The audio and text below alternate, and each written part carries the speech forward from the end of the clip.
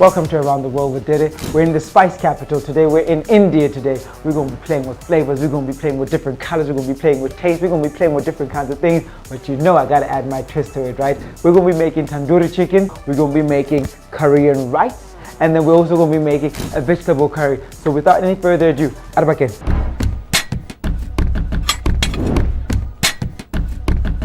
I have all my beautiful ingredients for our tandoori chicken. Let's first start by making the paste. Let's add our oil in there. Right. Smoked paprika in. Beautiful. We're going to have our cayenne there. We're going to have our chicken masala there. And the star, the tandoori masala. These are dishes that people just consume, that just eat everywhere. And funniest thing is that how they make them authentically in India is very different how the rest of the world consumes them.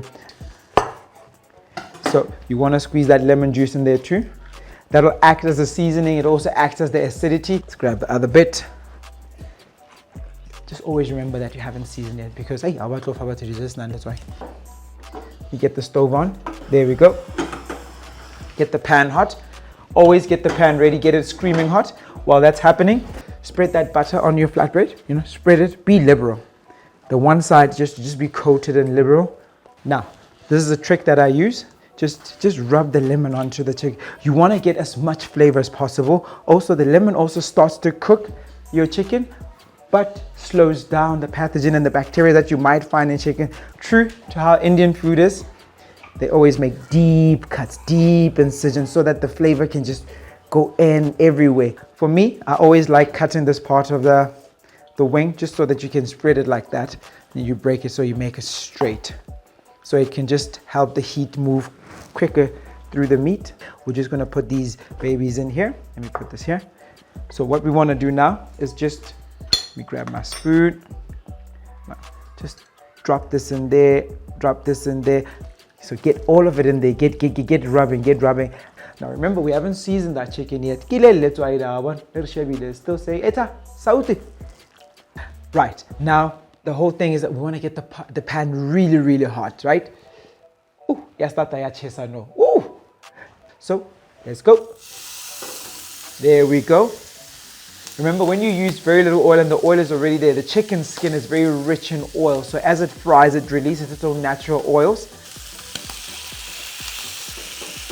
So now I want to leave it to sit for a little bit because I want the skin to start just to start blistering, you know, to start changing to a bit brown. This red will come a bit deeper in there. So we want to get just a little bit of seasoning.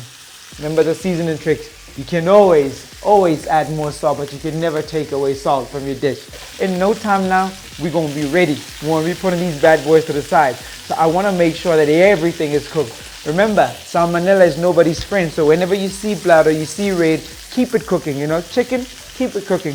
More so when you fry it, the more you fry it, the tender it becomes. So you constantly turn it so that all the elements and all the sides can get that darkness into it so that it cooks through.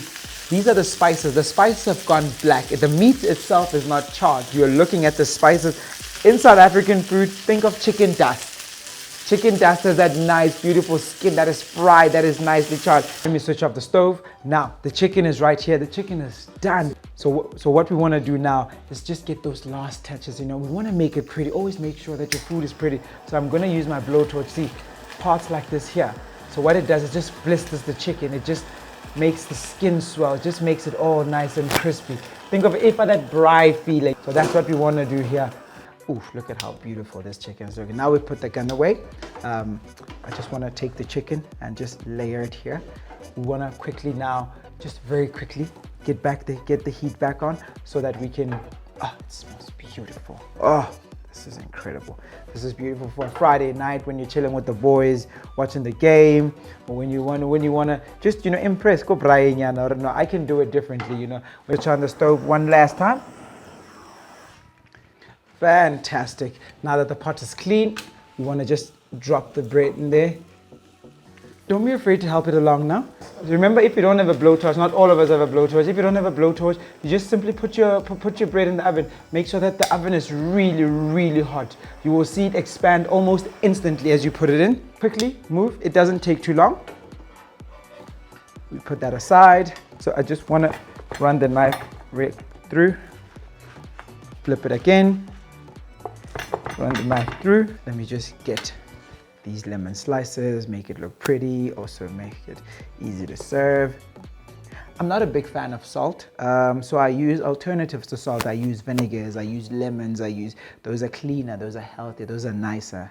So when it's like that, just take it around, you know, just stack them around.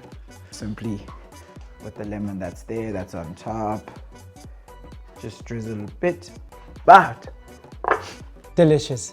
Tandoori chicken with toasted buttered flatbreads. So, arbonne.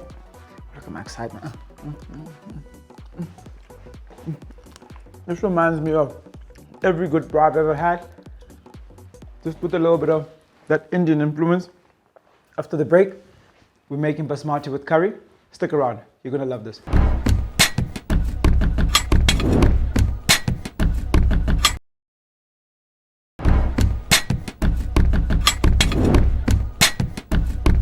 Now you saw the previous meal was everything and on fire with that. So moving on to the next one, we're about to make that beautiful basmati rice and to pair it with that beautiful chicken curry. So Mona, without wasting time, let's do this.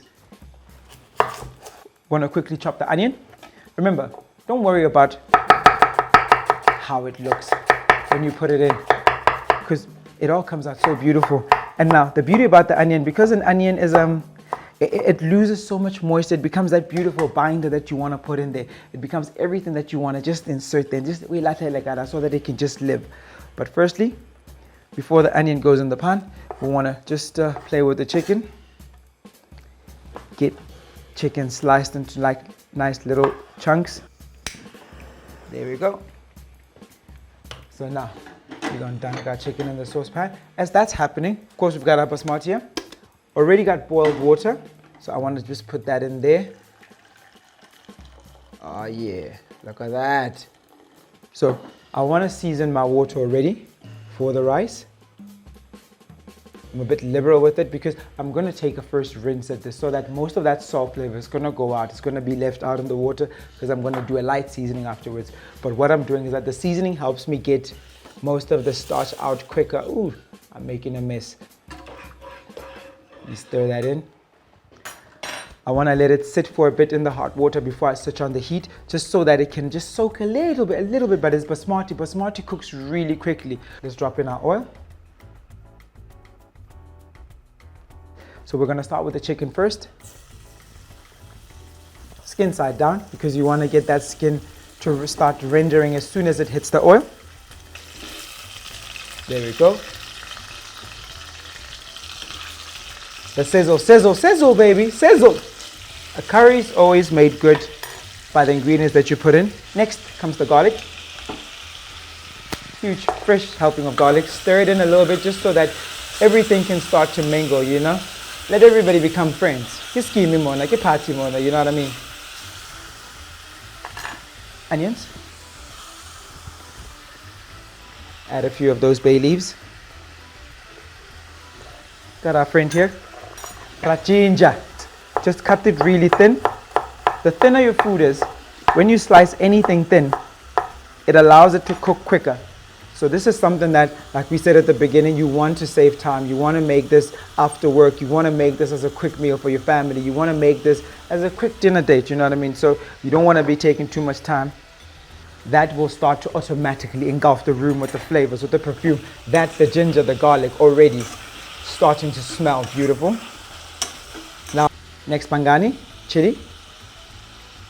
I like heat. Depending on how much chili you like, you can add how much you want, you know. I like a bit of chili, I like a bit of spice. Now, before I add the next ingredient, we have to switch on the rice. There we go. Almost instantly, that's going to start cooking. Now basmati, the beautiful about basmati is that beauty. Basmati, you know, so you have to keep an eye on it. I'm really going to cook it with the lid off so that I can just keep an eye on when I'm here. First masala, chicken masala. and then a mild curry powder.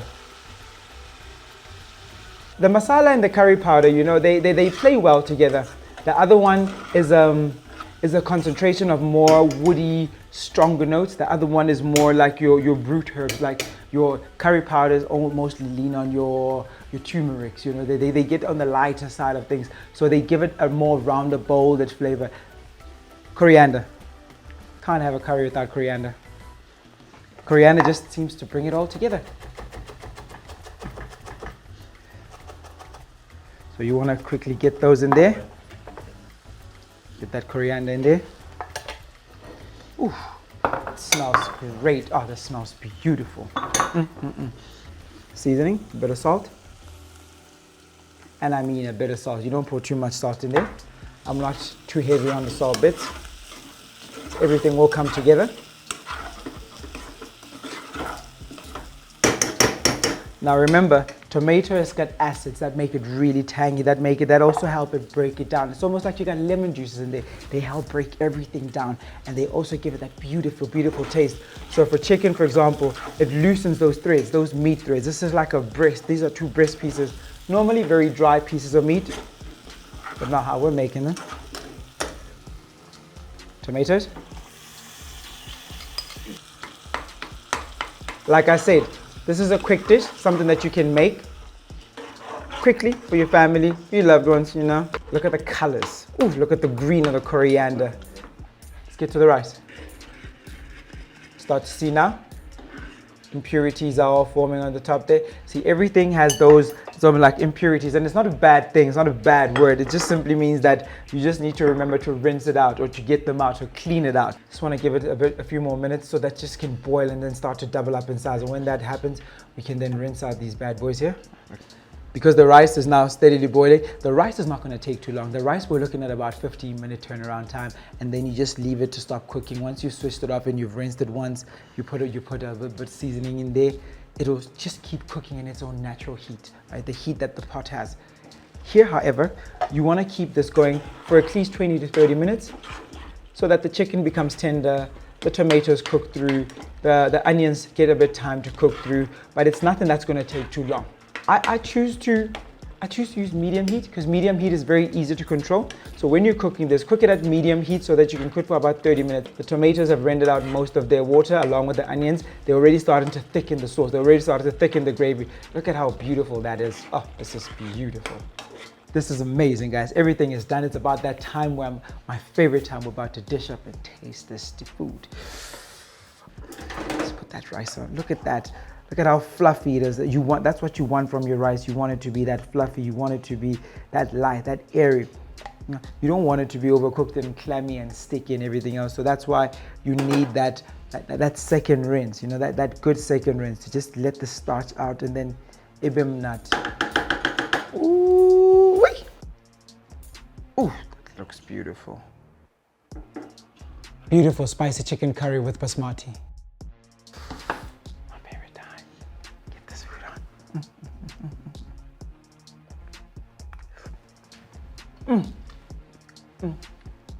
Reminds me of the street when we buy the tang of the tomato, the chicken, the green pepper, the coriander, the garlic, the ginger. You have to try this. You have to try this for yourself. After the break, we still got some of this beautiful country to explore. You know, we travel the world with our palates. Come through. Stick with us.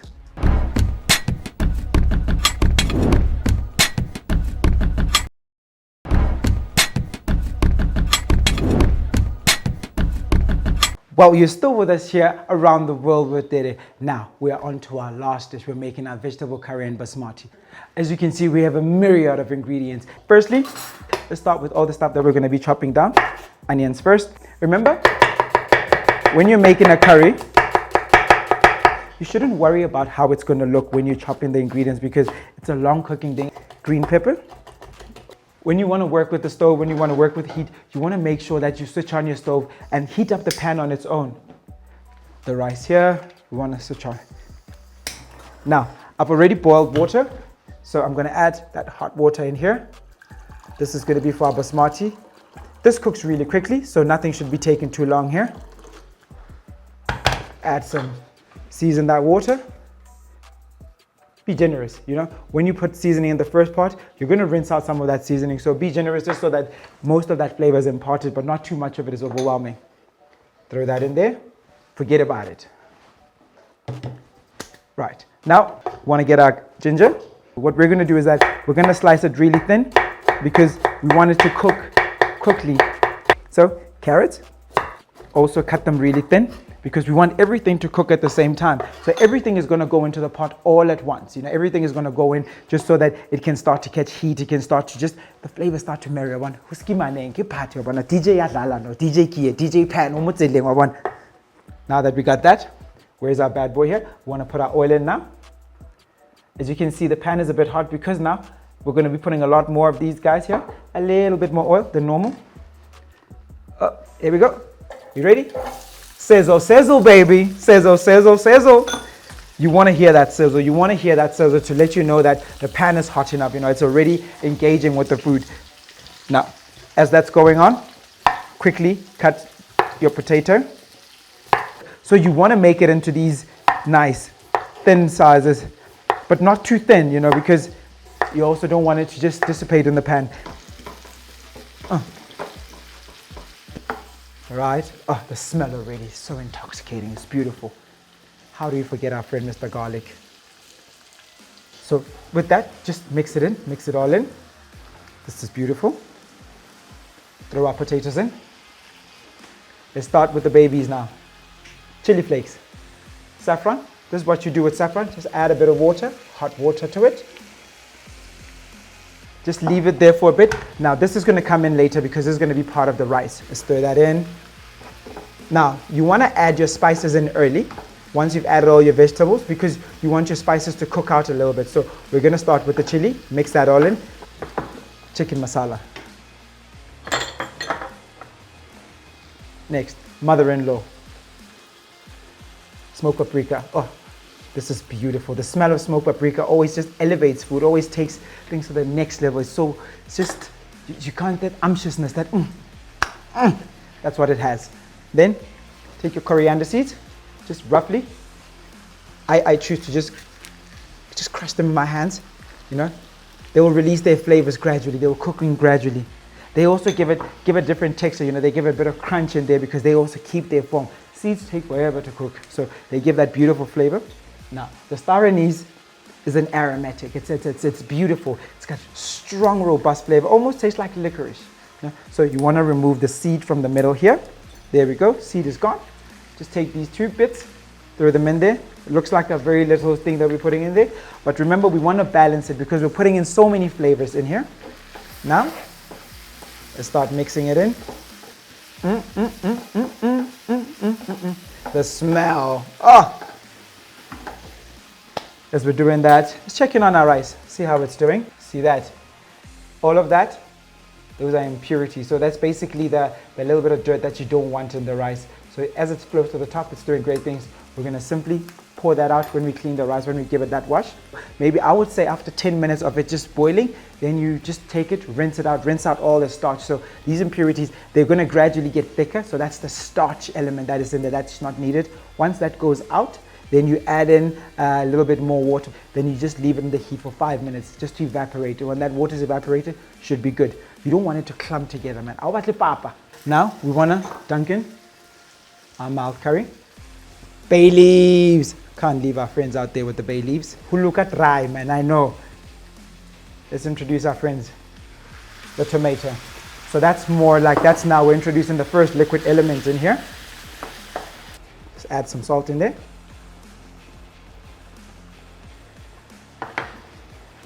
Potatoes and any starch component, really, what they do is that when you add salt, they normally just draw that salt out, so they're able to control the amount of salt. But most of the time, when you make a mistake and over season, potatoes are in there, they can be your saving grace. Right, let me add a little bit of water to loosen it, just so that it can give some time. So we're going to let that go for a little bit. These are very important flavor components. Your stock is awesome. This is vegetable stock here. And then this is beef stock here. The stock also adds in that beautiful salt component, beef stock more so. The vegetable not so much, but the beef one, the chicken one and the lamb one, they're always very heavy on salt, so be cautious when you use them. So we can add a little bit of that. Stir that in. It's looking beautiful. It's looking really beautiful. Now we're going to take coriander leaves and coriander stalks. Don't be too fussy about the stalks. As long as you've molded it all together, you're able to just chop it all up together, because they all go in there and they all make a beautiful song and dance. Great stuff. Spread it out evenly. The smell is just too much. It's just so beautiful. Just add, move it around, mix it all in. That's beautiful. Now, we're back to this guy, some saffron. So let's just make sure that we mix it all in. We want to get all those strands happy and singing together. Just add the saffron to the rice. Then just mix it all in for the last bit. You know, we just rinsed out our rice, added a little bit of seasoning. Added a little bit of salt into the rice. So now we're just going to let it boil out. Look at that color, it's already affecting that color. And as it sits and it starts to boil, the color will get deeper and deeper. It's a beautiful color. It smells so earthy, it smells so beautiful. Now, we're about to add our beans. So this means that our cooking process is coming to an end. So the beans will be there for about 10 minutes and then we'll just switch off the heat. I chose to use baked beans because they have a beautiful sweetness. They have a beautiful sweetness about them. Their sweetness will simply just get into and mix along with the rest of the sauce, giving it that beautiful balance, because we have the tanginess of the tomato, you know, we have the freshness of the green pepper, we have the freshness of the coriander leaves, we have this very spicy and aromatic, and the sharpness of the chili. So with all of those, everything is just going to make this beautiful song. Delicious vegetable curry with saffron rice. Ooh, I can't wait to dig in. Let me just go here and then go.